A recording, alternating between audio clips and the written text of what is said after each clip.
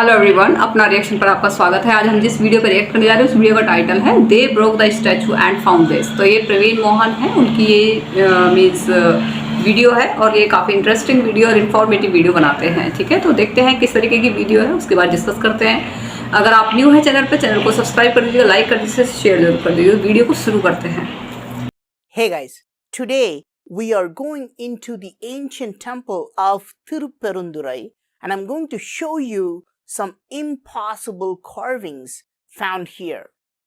But wait, we have already walked past a miracle, two miracles actually. Look at these carvings, look at their height. Yes, they are made of stone, and in this picture you can see my height and you can compare that with the height of these statues. Each statue is about a whopping 15 feet tall. In today's world of new age marketing, where the substance is just 10% and marketing is 90%, we do not value the ancient system of modesty. The ancient builders deliberately placed these extraordinary carvings in unnoticeable locations and wanted you to miss them.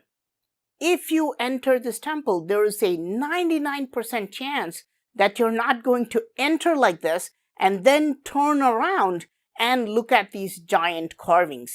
You are probably going to walk straight into the temple without looking back. And by the time you are finished exploring this huge temple and are going home, you would be too tired to observe these two statues. So, the ancient builders intentionally put them here not to be seen. But why? But it's not just the giant size that stuns us. If we examine the micro details, it's even more stunning. At the top of the left giant, there are 4 different bands. The first one shows the sun and the crescent moon alternating, symbolizing day and night. The next band shows a series of strange cylinders, and each cylinder looks shiny at the top but has some patterns below. Each one is a Sahasralinga, a type of linga indicating the presence of Lord Shiva. Below that, we can see another band studded with chakras and conchs. The chakra and conch signify Lord Vishnu, the protector of everything, and below that you can see a band with a bunch of circles. If you count the number of circles, there are 9 circles, the Navagrahas, or the 9 heavenly factors that affect planet Earth. So this deity is basically wearing the entire universe as a bunch of garlands, as he appears to be towering over the universe. His hair and his fierce-looking face have a lot of fantastic details, but I'm going to skip that and go to the weapons. On the top 2 hands, he's holding some weird things. Can you tell me what they are? This is a quiver, a bag which holds a bunch of arrows, and you can see that he's pulling out one arrow using just 2 fingers. On the other hand, this is a bow. It looks tiny in his hand simply because he is a giant. But there is a detail here that's just unbelievable. Look at the string of the bow, how it goes like this with enough space, but here it is tightly clasping his thumb. The string is stretched because he has inserted his thumb and now there is tension. This is technically called elastic tension. So it has to align tightly with his thumb. And again, you can see that there is enough space between the bow and the string here after the thumb. A fantastic detail that cannot even be seen with the naked eye. I had to zoom in with my DSLR. That's how I found it. On this hand, you can see an animal. It's actually a deer. And on the other side, you can see a tiny axe-like weapon. There are long stories attached to these 2 things called Man and Maru. In the hand below, you can see a trident, and you can easily mistake it for the Shiva's trident or the Trishul, But again, another strange detail. In the center, it's not just a prong. It somewhat looks like a piece of the vertebral column, right? This is another weapon called Vajra, which can produce the power of a lightning. So it is a combo weapon where you can electrocute the enemy while impaling him with a trident. On this side, there is another strange weapon that looks like a ring. You can see how his finger is inserted into the ring. Of course, he's a giant, so the ring looks tiny next to him. However, I have already shown you a ring-like ancient weapon called the chakra in another video. This is what he's holding. And below that, this is a shield, a round shield with a protrusion in the front. But from this angle, it looks strange. And on the other hand, you can see a sword or a dagger. And he has two more arms, by the way. And look at what he is doing with them. He's holding someone by his hair and he's going to cut his head off. Look at the long sword he's holding in the other hand and how it is placed on the victim's neck. Now, what's fascinating is how he's holding the sword. This is not how a soldier holds a sword. A soldier typically holds a sword firmly in his hand while fighting someone. But this deity is a giant, right? And the victim is tiny. Because of the size, you should imagine how a biologist would hold a scalpel while dissecting a frog. He would just hold it with two fingers because he's not afraid of the frog. And that's exactly what we see in the statue. He's holding the long sword casually with two fingers and is going to dissect the victim. And look here, he's wearing a shin guard made of chains to protect his shin, just like today's soccer players. If you're a warrior, you definitely need shin guards. Not to mention his sandals. I mean, look at the height of the soles. These are huge. Why does a giant who's already giant need more elevation? And you can even see the strap going around. But look at this detail, the kneecap. Look at how it is projecting out and looks like a cup. This is exactly how a human knee would look. And look at the shin bone, how it protrudes like a line. Now look at the carving and you can see the exact same detail. I'm not going to discuss this statue on the other side, but there are many differences between these two statues. For example, his eyes are open and you can see a weird expression. He's not using a sword, he's using a long spear and the victim is lying on the floor. But look at this detail here on the back of his leg. There is a depression, a thin line of depression between the shin bone and his calf muscles. If you observe a human body, when a person's leg is elevated, this depression does not appear. But if he is standing, this depression becomes clearly visible. So imagine the mindset of ancient builders who paid attention to the micro details in anatomy while carving these 15 feet tall macro statues. Look at this horseman here. You can see this little bump on his knee right next to the kneecap. Now, look at this bump on a real human leg. I don't want to complicate this by going into the anatomical name of this bump, but these are fascinating details. And look at the muscles of his thighs. See how it is curving down because of gravity. And they not only paid attention to human anatomy, look at this horse. Notice its teeth? You may think this looks more like human teeth. It looks exaggerated, right? No, horses have teeth that look perfect, quite similar to the teeth of humans. And look at the back of the jaw. There is not much teeth here. Again, look at the statue and look at how the sculptor was paying attention to the anatomy of the horse, carving the inside of its mouth. But it gets better. Look at how this man is holding a long spear ready to attack someone. Look at his chest muscles, his pectoral muscles.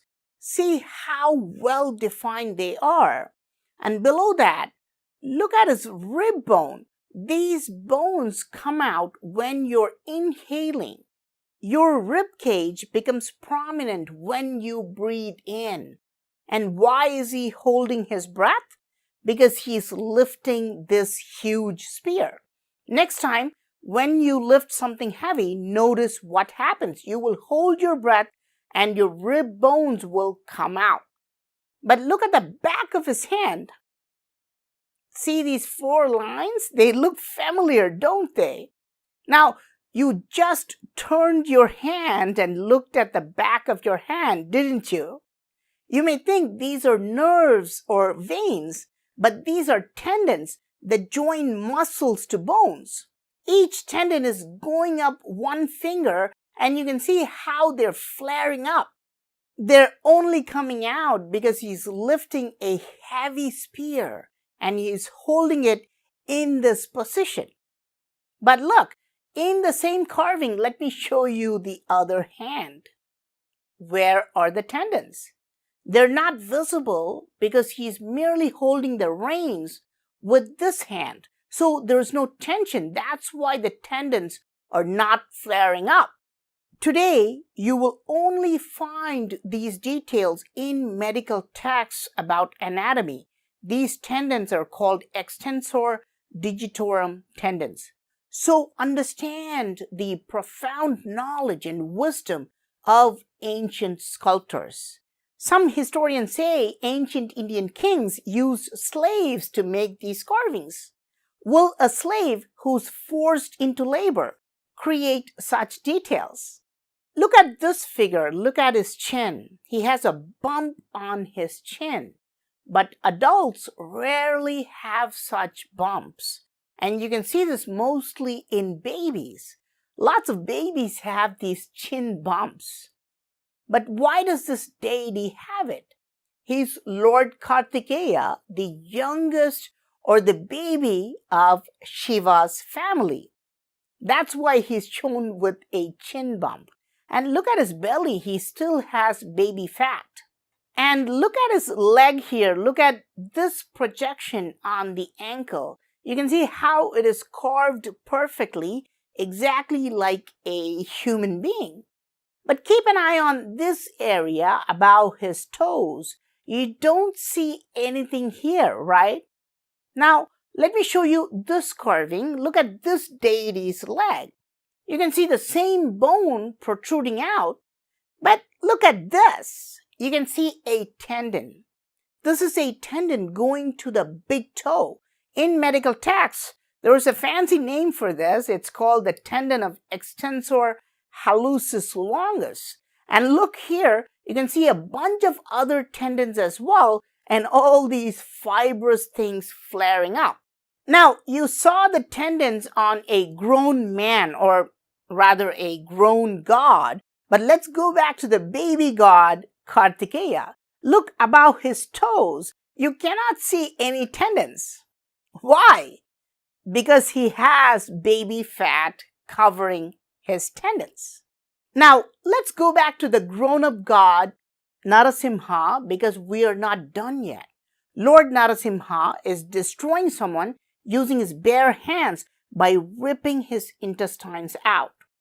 You can see how his fingers are going into the victim's belly. But do you see the problem here? This large tube-like thing is the large intestine or the colon, and these 2 smaller tubular things are the small intestine. This is extraordinary. When we see external details like the bones and tendons, we can claim that the sculptors were using models and just carved what they saw. But how could this sculptor carve the small intestine and the large intestine? He would have had to cut someone's belly open to see these details. Now, I have shown you just 5 or 6 carvings in this ancient temple, and there are more than 1,000 carvings in this temple.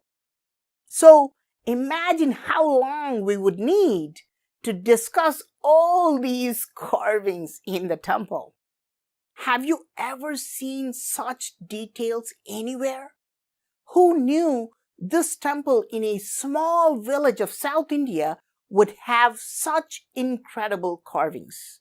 How did ancient builders understand so much about human anatomy? Please let me know your thoughts in the comment section. I am Praveen Mohan. Thanks a lot for watching. Don't forget to subscribe. I'll talk to you soon. Bye.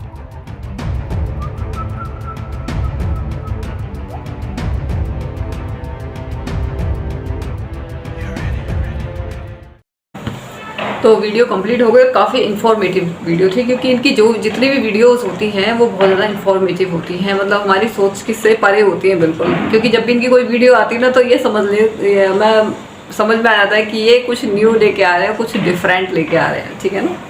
तो काफ़ी मैं इनकी videos को काफ़ी time से follow कर रही हूँ, काफ़ी टाइम से मैं इनकी वीडियोस को देखती आ रही हूँ। और मैंने एक वीडियो देखी थी इनकी, पता नहीं कौन सी थी वो, एंशिएंट, मतलब उसी की कोई मंदिर वगैरह की थी, टेंपल की, वो क्या बोलते हैं, कैलाश मंदिर की इसकी। तो मैंने इनकी सारी वीडियोस देखनी शुरू करी तभी, तो काफ़ी नॉलेजेबल वीडियो थी वो, ठीक है। और जैसे इन्होंने बताया कि जो मंदिरों में जो टेम्पल्स थे, वो टेम्पल्स में इस तरीके से कैसे पॉसिबल है, क्योंकि जिसको समझ में आ जाए उसके लिए बहुत कुछ है, और जिसको समझ में ना आए उसके लिए मूर्ति है, सिंपल सी बात है, ठीक है। तो उसमें पूरी सारी चीज़ें समझ में, जो हमारे जो वो थे पूर्वज थे, वो बहुत ज़्यादा इंटेलिजेंट थे, क्योंकि भारत सोने की चिड़िया हुआ करता था, ठीक है। जब सोने की चिड़िया तो ऐसे तो बनेंगे नहीं कि गधे घोड़ों को बिक के, ठीक है।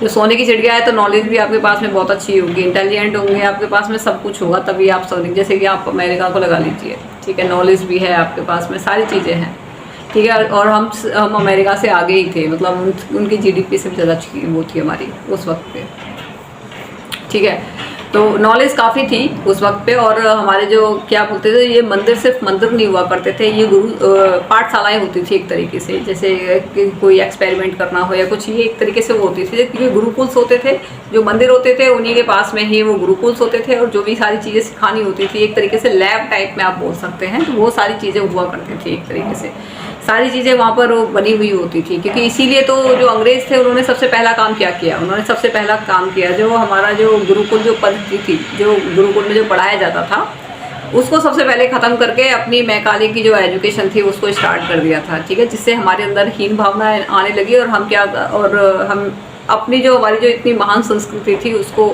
पर हम सवाल उठाने लगे, और उनकी जो मतलब जो बेकार थी उस पर हम प्राउड फील करने लगे, और आज भी करते हैं, ठीक है। लेकिन वक्त लगेगा, धीरे धीरे सब बदल जाएगा, ठीक है। अब जो मंदिर में जैसे टेंपल में दिखाया है कि वो बिल्कुल जो आपकी जो ये है, ये रक्त वाहिका है, ठीक है ना, ये आपको जो ब्लू कलर की दिख रही है, तो वो प्रॉपर तरीके से दिखा रखी है उसमें। तो इसका मतलब ये था कि वो हर चीज़ को समझाने के लिए इन सारी चीज़ों को करते थे। ये नहीं कि सिर्फ मूर्ति बनी हुई है, मूर्ति नहीं थी वो, एक्चुअल में वो समझाने के लिए थी कि आप किस पोजीशन पे होते हैं, तो ये कब बनती है। जैसे मान लो तलवार, मतलब वो इस तरीके भाला ले रखा था, और वो घोड़ी पे बैठ के जब मार रहा था, तो उसका जो क्या बोलते हैं, उसके एक हाथ के सारी नसें दिख रही थी इस तरीके से, पूरी 4 की 4 इस तरीके से करते हैं ना, ये पूरी 4 1 2 3 5, लेकिन दूसरा हाथ उसका बिल्कुल नॉर्मल था, वो नहीं दिख रहा था, ठीक है।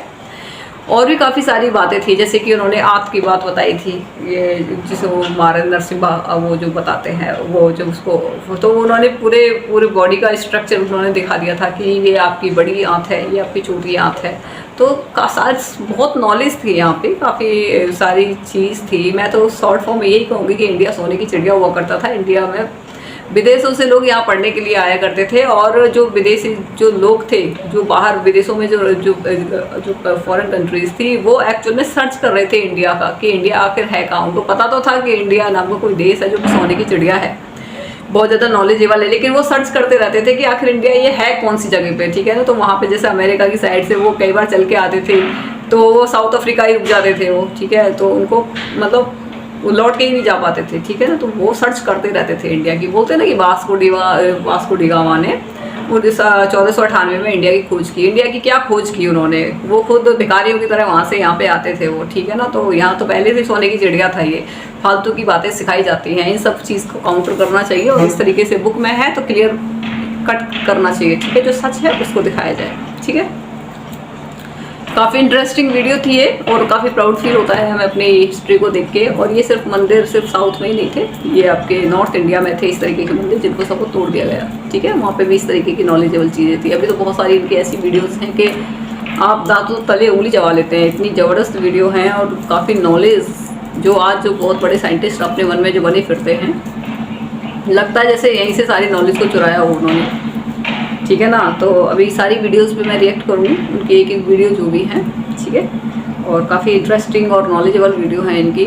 और मुझे जब भी मैं अपने इतिहास के बारे में देखती हूँ तो मुझे बहुत प्राउड फील होता है और दुख इस बात का भी होता है कि बहुत बहुत कुछ गलत हुआ है हमारे साथ में। और हमें इन सब चीज़ के लिए चुप नहीं बैठना है, क्योंकि आप जितना चुप बैठोगे सामने वाला उतना ही आपको टॉर्चर करेगा, ठीक है। तो हर चीज़ का विरोध करना सीखिए, अगर कुछ गलत हो रहा है तो उसका विरोध करना सीखिए, ठीक है। तो काफ़ी अच्छी वीडियो है, अगर आपको पसंद आई हो तो आप इस चैनल को सब्सक्राइब कीजिए, लाइक कीजिए, इसे शेयर जरूर कीजिएगा। Good bye.